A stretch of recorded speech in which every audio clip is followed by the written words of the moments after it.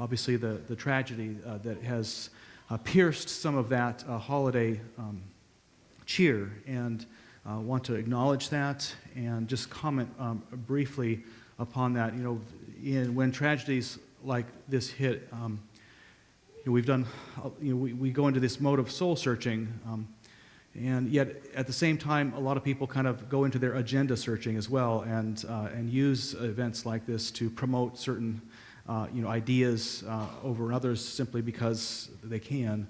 We've had lots of explanations that are so simple, so strikingly simple about how to end such things, whether it be gun control to putting God back in schools. Everybody pulls out their agenda and says, see, if we just had this or didn't have this, that. But the reality of the situation is, I printed out a list of such tragedies that has happened in the United States this morning, the massacres, things like this. The list was 11 pages long. 11 pages. Part of what's unusual, what causes us to focus on these events so much is because they are such anomalies in our current life, but they weren't so anomalous back in the days of old, so to speak. And in fact, the largest school incident like this happened in 1927, involving 45 people whose average age was 11. And this is not to belittle what's happened at all, and the true pain, but also to set this in context, that we are living in this world, and it is a world of violence. Violence has decreased in our country dramatically, actually, since the year 2000, and yet the reporting of violence has gone up through the roof, and that's also a helpful note. We live in a violent world, but change is possible. But as Christians specifically, I think it's important that we remember a response, that there are no simple responses that will rid us of the violence of the world, or that rid us of that possibility that violence could visit our household. And for many of us, even in this room, that has visited our households. But as Christians, we gather every Sunday and we face forward and see this symbol behind us. And this symbol is a reminder that violence has been with us for a very, very long time.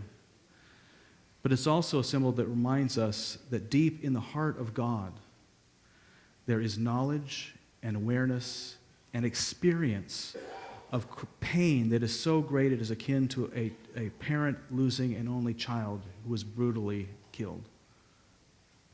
That God understands this pain. God experiences this pain with us. And yet this cross also reminds us it's an empty cross. That in God's world, death is not the end. Violence has not its final word. That in the midst of the darkness, there is a light that shines that the darkness completely does not understand. That in the midst of our deepest struggles, we can find hope and reason for singing. And in fact, if we can't find hope and reason for singing, then death wins. Then fear wins. So it's very important to acknowledge the depth of the pain and to lament it, to mourn it, to raise our hands in the air and scream, why? But it's also important to take that journey, the Christian journey, into the heart of God with Christ. We think about Good Friday and the anger and the anguish, but then we're reminded that Good Friday didn't last forever. It moved into Holy Saturday and stillness and emptiness, soul searching. And that Holy Saturday did not signify the end either, but deep in the heart of the disciples' own darkness, they discovered that something was moving there, something for whom darkness was not dark but was as light as day, leading them to a very new place. God's most radical response to our violence is God's grace. God's most radical response to our fears is our faith, is what gives us our faith. So we invite you, we're going to add one more minute to our traditional 2-minute examine this morning. And I'm going to ring a bell after each minute a bell actually created by Ethiopians who are far more familiar with the loss of children than we are. We're going to ring a bell simply during the first minutes to join, inviting you to join your heart with the pain of the world, but not to let it stay there, but to invite God's heart into the heart of that pain. And we'll ring the bell and move into Holy Saturday and simply sit in our emptiness, not try to figure everything out, but simply be in our stillness, and then ring the bell once more and pay attention. Find that place within you that is not afraid, that place within you that sings in the midst of struggle, that place in you that knows that God is present and is able to transform the deepest darkness into the greatest light. Let us take a deep breath in, let it out slowly, and join Christ himself on a journey from Good Friday to Easter.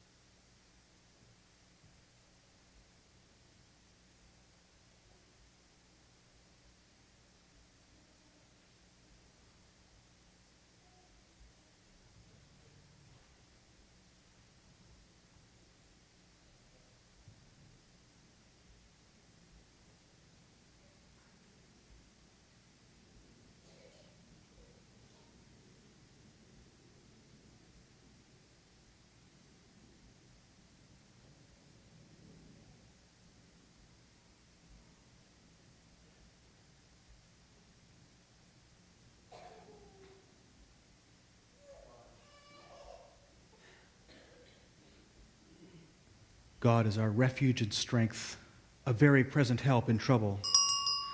Therefore we will not fear though the earth should change, though the mountains shake in the heart of the sea, though its waters roar and foam, though the mountains tremble with its tumult.